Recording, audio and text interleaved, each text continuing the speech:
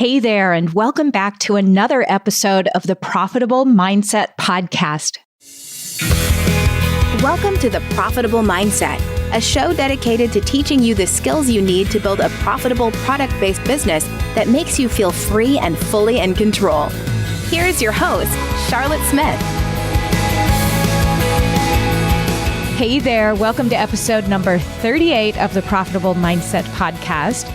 4 steps to create unlimited confidence in your life.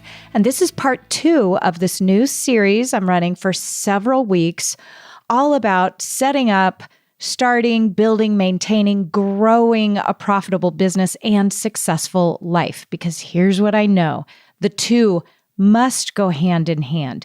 You can't have a wonderful business and an unsuccessful, bad feeling life, or you won't be happy. You got to work on both of them at once. So that's what we're doing in this series. Now, many people come to me for coaching, or they show up in my group wanting some coaching because they want more confidence to do a lot of things. Confidence to try new things they've never tried before, confidence to talk to people or set boundaries with people or customers or family, or confidence to finally raise their prices to where they need to be, or the confidence to feel like you can hire help or even be able to deal with the help once you hire them, how to manage them. It takes a lot of confidence too.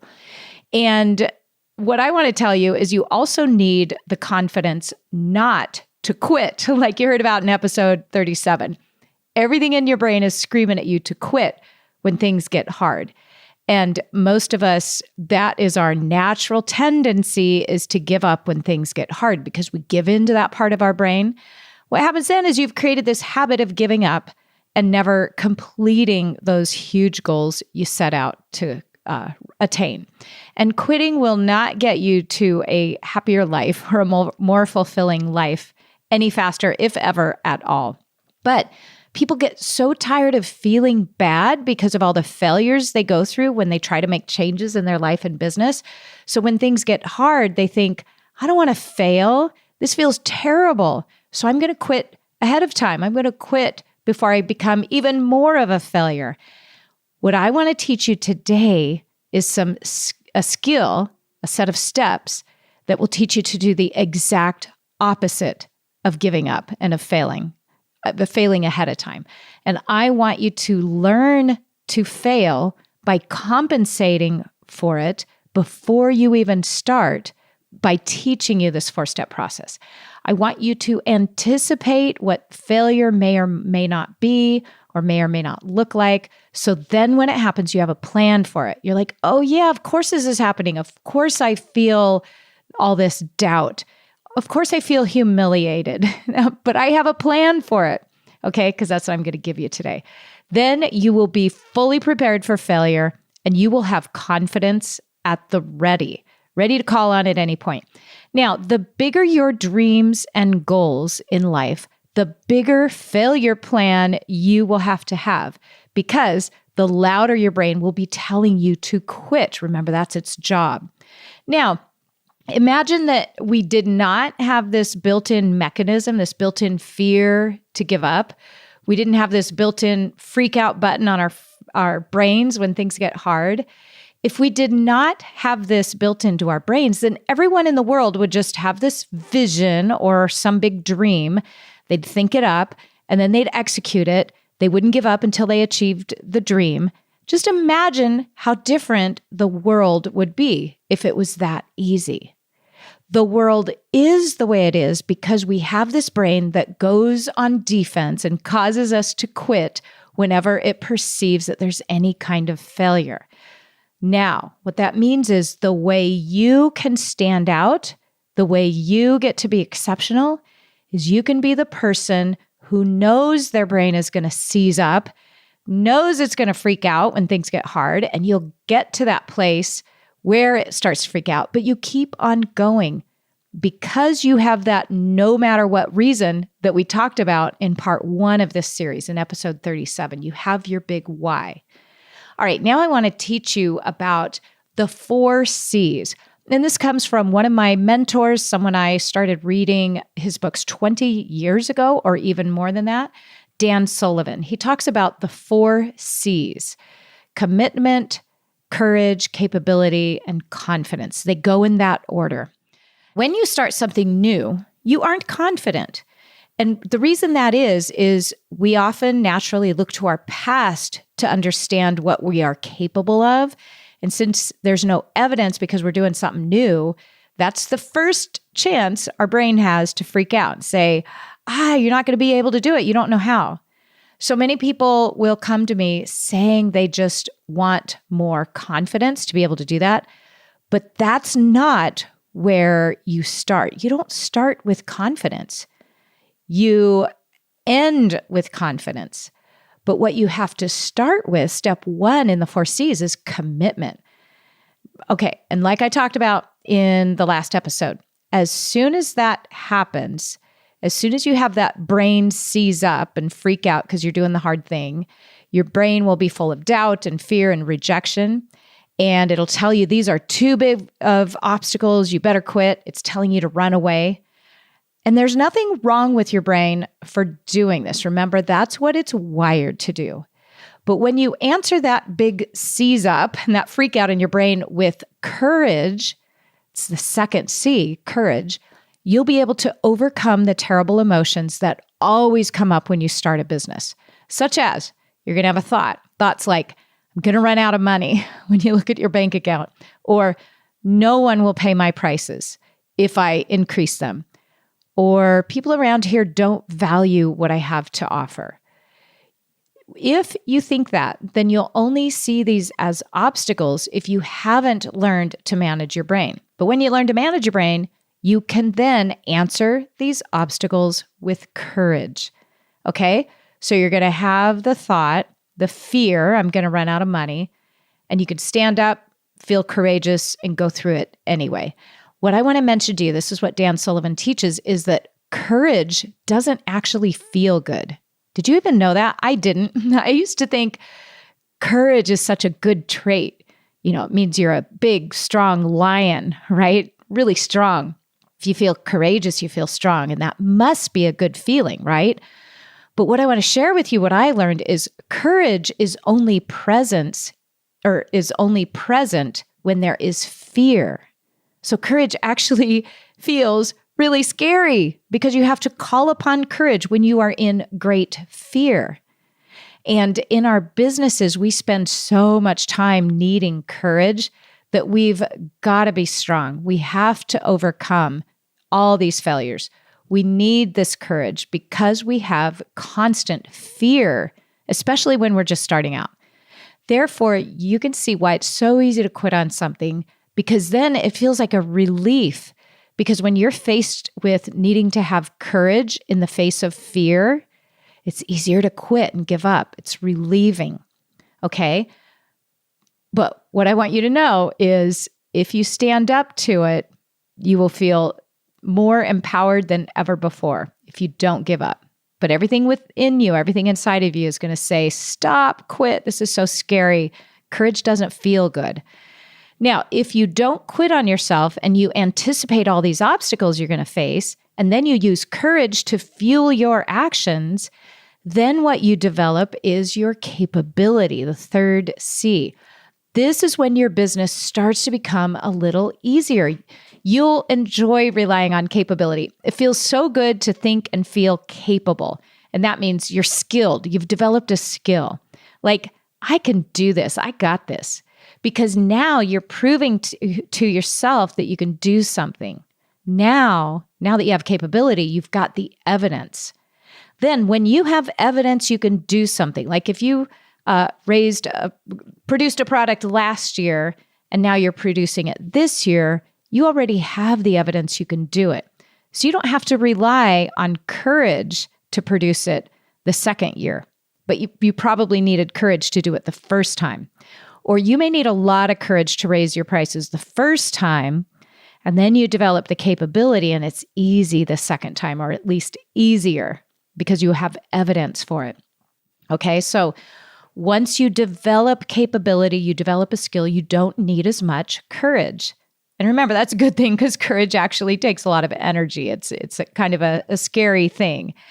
And if you want to keep growing in your life and in your business, then every new level, every new thing you take on, you're going to need courage. So you get to capability in one area and you start something new, you're going to have to recommit, feel the courage again, and get to capability again at that new level. So for me, it's happened so many times in my business, but in the very first few months, I knew right away that it was unsustainable to be milking cows 7 days a week, two times a day with 3 kids at home. I needed to hire help. Well, if you've never hired help before, and that was me a decade ago, you're in for a ride. You're going to be faced with all kinds of failure feelings from the get-go and think, oh, this isn't worth feeling this terrible. I don't think I can hire help. I don't think I can afford it. I don't see where the money's going to come from. So you got to be able to call on courage when those fears come up. One of the best skills you can learn is how to generate courage on purpose so that you can just call it up and create it in the moment. Then what happens is you can go through any feelings of doubt or fear or fatigue because you can bring up courage immediately and automatically.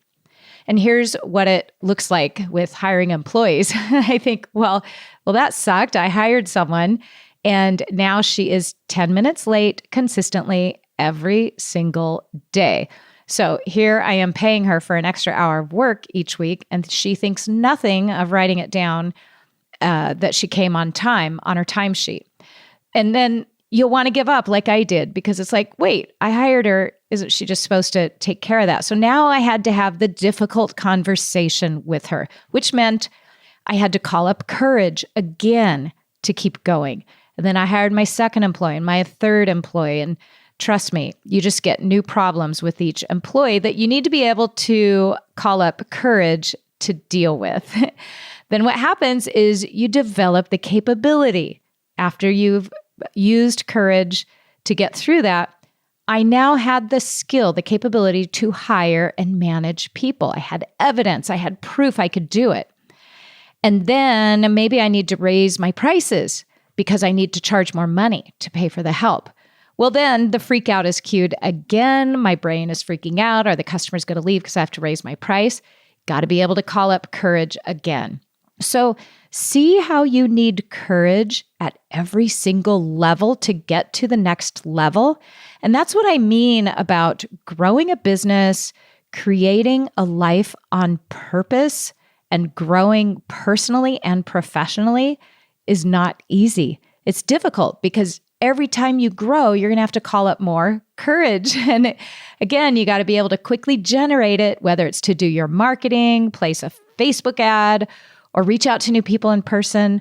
All the things you need to do to grow personally and in your business will bring up terrible feelings. You got to be strong in your ability to muster up courage in the moment. And this is a learned skill. You aren't born with the courage to do these hard things. You learn it by doing it. And you only get to doing it if you don't give up. So you make the commitment to do the thing. You have your big why. Then you develop the skill of creating courage so you can get over any challenge. Then you develop the capability to do that thing. So now you're capable in it. Then and only then do you get to confidence in that activity. So those are the 4 steps in order. Now that you have developed confidence in doing that thing, you don't require courage to have to do it anymore because now you have the confidence. And also see how you can't just skip directly to confidence. It's a developmental thing. It starts with the commitment and then the courage, then the capability, then finally you get to confidence. So I think it's a great idea to always be challenging yourself with hard things because then you know you're in practice being able to call up these feelings and emotions that drive your actions whenever you need them, okay? So just know the way to develop confidence is by overcoming any idea that you might have of failure. So imagine going through the world and not being afraid of failure. You're not afraid of any negative emotion that can come to you. You will be able to generate so much more power moving forward. You'll be able to go out there and ask someone, hey, I have this new product. Do you want to buy it? And they'll say no. And you'll go ask someone else and they'll say no. And you'll ask groups of people and nobody will buy. And you are wallowing in rejection. But because of what I taught you here, you keep on asking people to buy. Keep on sending those emails. Keep on putting those posts up. You keep on marketing even when it gets tough. All because you know how to develop and create courage, capability, and finally, confidence. So then you're able to keep promoting whatever it is you have until someone finally says yes at the price you need. Not at a low price because you feel inconfident, but at the price you need because you have confidence. Over time, you develop all these skills and you just get better and better each time. It becomes more efficient, which means you just start moving through the world every day with confidence. See how we did that? Most people are unwilling to feel and go through having to have courage because, like I said, courage is scary. It means you're in the presence of terribly scary things when you have to call on it. So most people would rather quit than have to move to a place of courage. But then you never get to the place of creating confidence that you need to live a sustainable life, have a profitable business. Okay, now make sure you don't skip over this stuff I'm teaching here and just jump out and try to make money because the money making won't work. That is not sustainable if you try to jump ahead to how to market your farms or your products or how to increase your prices. This stuff has to support that. This is the foundation of those activities. I have seen so much failure in farmers because people don't set up the right foundation for their business. They don't have the support structure like I just talked to you about here. They haven't figured out how to create courage and build confidence to stay in it for the long run. But you do now. I just taught you how to do that. Okay? So anticipate how you might fail. Set that goal high. Make your commitment to it. Use your courage to overcome the failure, the rejection, the doubt, and the fear. Develop your capability. Then you'll finally come to a place of confidence to build your business strongly, step by step, grow it to any level you can dream of. Okay, you guys, that's what I got for you today. You want to work at this even harder? Book a one-on-one session, a strategy session with me to talk about coaching and if my program will work for you. That is at 3cowmarketing.com/strategy. I'll see you next time in part 3. Thank you so much for tuning in to today's episode. For more great resources, check out theprofitablemindset.com. See you next time.